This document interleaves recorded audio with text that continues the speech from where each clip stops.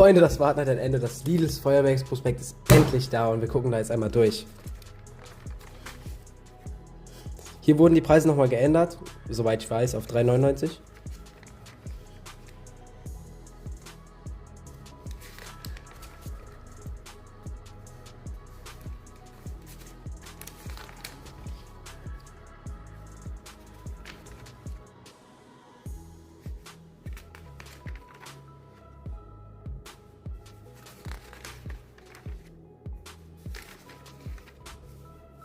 Wie viel werdet ihr dieses Jahr ausgeben? Schreibt es gerne in die Kommentare.